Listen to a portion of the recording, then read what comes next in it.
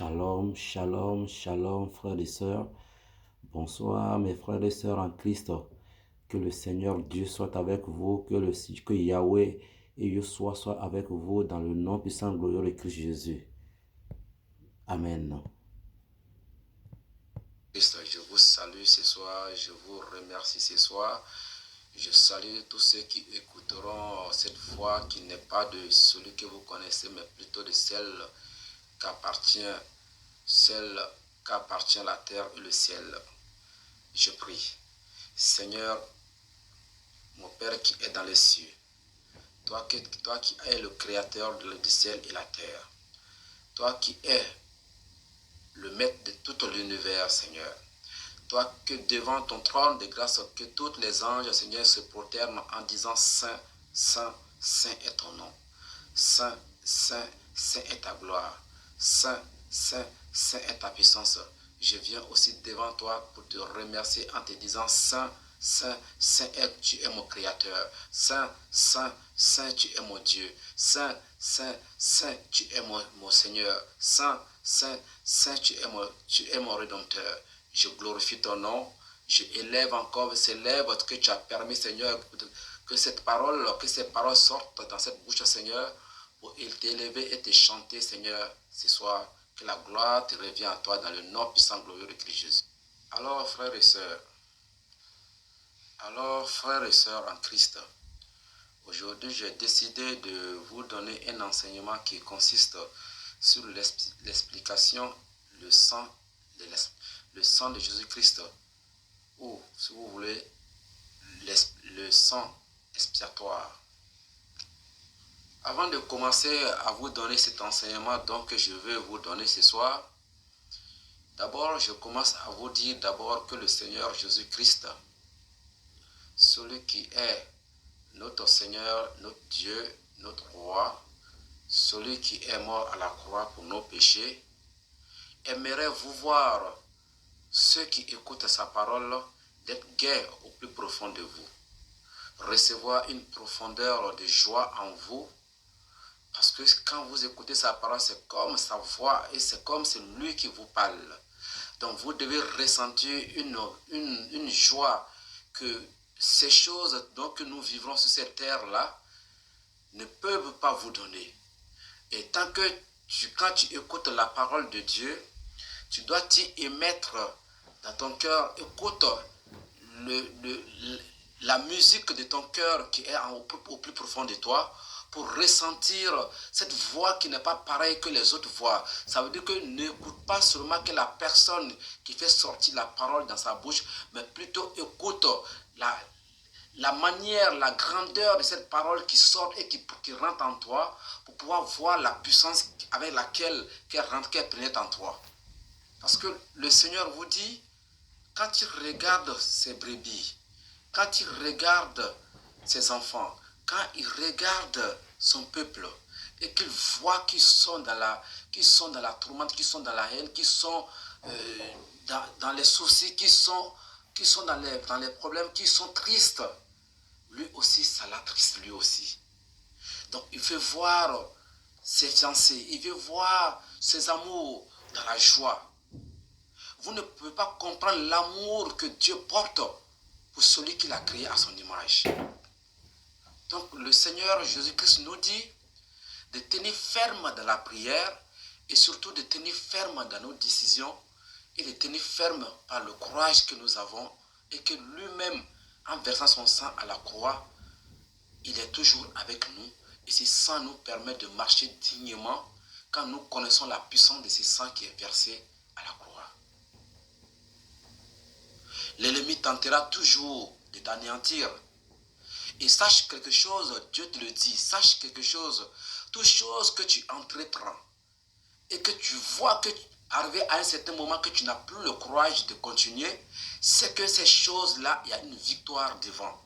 Mais quand l'ennemi sache que cette chose que tu commences, si tu arrives à la terminer, lui, il est perdant. Donc, il s'arrangera avec d'autres esprits qu'on appelle l'esprit des doutes, l'esprit de la peur et l'esprit de la perturbation, à te mélanger de telle sorte que tu ne crois pas, à te mélanger de telle sorte que tu penses que ce que je viens de commencer, il n'y aura pas de bonne suite et tu abandonnes.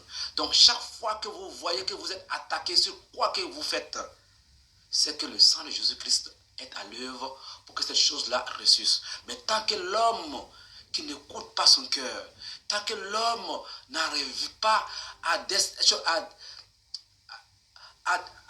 trier la voix de Dieu parmi tant de mille voix qui viennent en lui pour pouvoir retirer ce qu'il est bon, c'est ce qui arrive à nos chutes dans tout ce que nous entreprenons. La Bible vous déclare que les forces qui sont en vous, le Seigneur a créé toute personne avec des forces, avec sa destinée.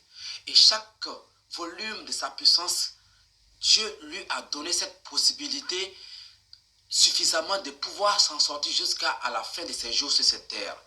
Mais le diable, sachant depuis le début qu'il est contre l'humanité, il est contre la créature de Dieu, il est contre toi, mon frère et ma soeur. Il sait que là où tu es, si tu arrives à te connaître toi-même, lui, il n'a plus de place.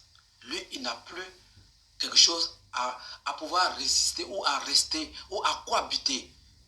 Parce qu'il s'arrange à vous décourager pour pouvoir avoir une demeure. Ça veut dire que malgré qu'il a pris ta place que Dieu t'avait destinée, il revient encore prendre la place en toi qui était réservée à Dieu. Parce que le cœur que tu as, parce que le corps que tu as appartient à Dieu. Mais sauf que quand tu te renverses, puisqu'on te dit qu'il y a deux chemins à suivre, il y a un chemin qui appartient à Dieu, il y a l'autre chemin qui appartient à Satan. Et dès que tu entreprends le chemin de Satan, automatiquement, Satan prend position sur toi. Parce que la Bible déclare que tu ne peux pas servir Mammon et servir Dieu. Ça veut dire que tu ne peux pas servir les choses de la terre et servir Dieu. Donc quand tu choisis les choses de la terre, Satan, il rigole et il est content. Donc la Bible vous déclare, il faudrait que vous soyez forts dans vos têtes. Il faudrait que vous soyez forts dans vos cœurs. Jésus cherche, il cherche des Simons, des sirènes. Il cherche des Simons, des sirènes sur cette terre. Des gens qui porteront la croix, marcher jusqu'à la montagne de Golgotha. Il demande ceux qui auront cette courage-là de prendre cette croix comme Simon de Cyrène. Marc 15, verset 21. Celui qu'ils ont rattrapé, qui venaient des champs, et que les païens, que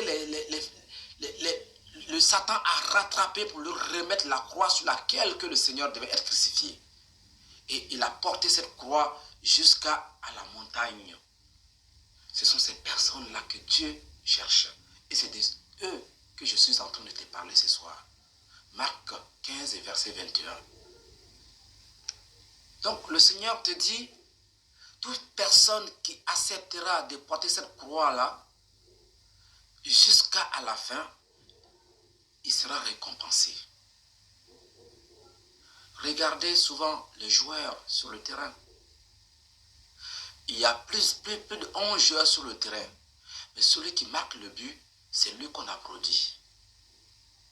Donc le Seigneur te dit que toute personne qui acceptera de porter cette croix par son courage, quelle est cette croix? Ça veut dire que les soucis que tu croises dans ta vie, les problèmes que tu croises dans ta vie, sachant que Dieu a déjà fait ta destinée et que le diable est en train de te mélanger pour ne pas que tu puisses arriver à la destination, toi qui vas tenir ferme à tous ces soucis-là et que tu persévères jusqu'à arriver à la fin, marcher avec la droiture de Dieu, la vérité de Dieu, tu seras récompensé.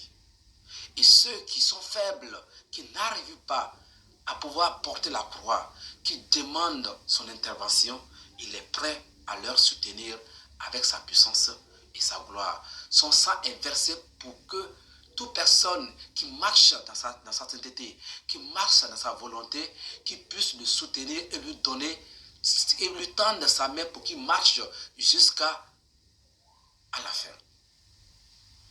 La Bible vous dit que tout ce qui sort du Père est la vie.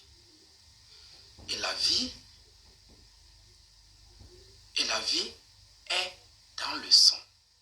Et le sang représente la vie de la créature.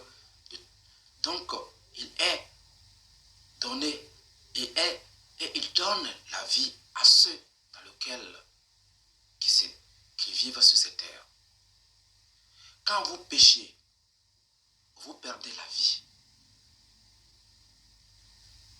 Vous perdez la vie précisément qui est sortie du Père de façon à cette que toute chose puissante, toute chose puissante bien fonctionne avec ordre dans la sainteté par la concept divine.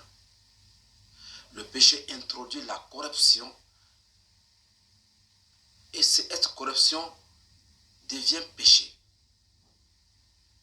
La vie qui est nécessaire pour l'écologie spirituelle des choses fonctionne à l'image que vous soyez dans un système fermé.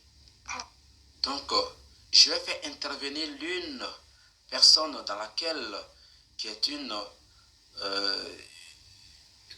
servante de Dieu pour qu'elle aussi intervienne pour que vous écoutez ses paroles avant que je prenne encore la parole.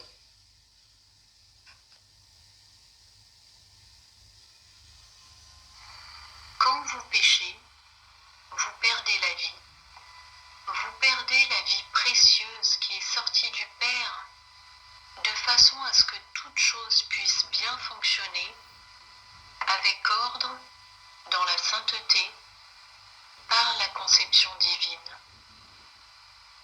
Le péché introduit la corruption et spolie cette vie qui est nécessaire pour que l'écologie spirituelle des choses fonctionne. Imagine que vous soyez dans un système fermé, dont le Père est la source, procédant à travers moi et l'Esprit Saint. Si vous étiez dans un système clos, ce qui n'est pas le cas en fait, alors tu comprends naturellement que si l'on prend quelque chose, ce doit être remplacé. La force de vie elle-même doit retourner à l'expéditeur, façon de parler, pour être recyclée dans la délivrance d'une vie nouvelle, la transmission de nouvelles grâces. Non, il ne s'agit pas de réincarnation. Vous êtes né une fois et mourrez une fois. La réincarnation est une perversion de cette vérité que je te transmets, mon amour. Oui, c'est toujours moi qui te parle. Et cela fait longtemps que je voulais t'expliquer cela. Le rôle joué par les offrandes est de la responsabilité de l'homme pour couvrir les pertes que les autres, ou soi-même, ont subies. La rédemption est couverte par mon sang. Mais la rédemption n'est pas juste un événement ponctuel. C'est un processus continu de sanctification. Vous êtes rachetés une fois pour toutes de la loi du péché. Et la mort est un événement qui ne se produit qu'une fois. Mais le cycle incessant de la grâce et de la vie est la part de l'homme dans la réparation pour les dommages causés à ce que le Père a délivré en raisonnant avec ce système fermé. Voilà pourquoi le sang des animaux était nécessaire. Cela permettait de remplacer ce que le péché a retiré du système fermé. Mais bien sûr, le sang des chèvres et des moutons ne peut en aucun cas remplacer la vie.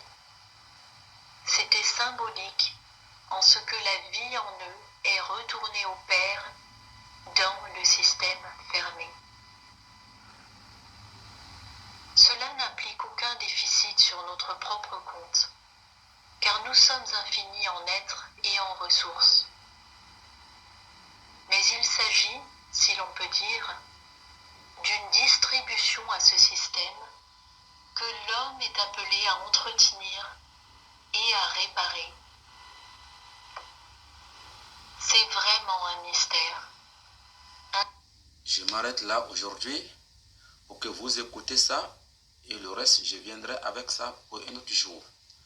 Je continuerai encore pour vous donner encore la voix qui est plus précieuse que toute voix sur cette terre et dans le ciel.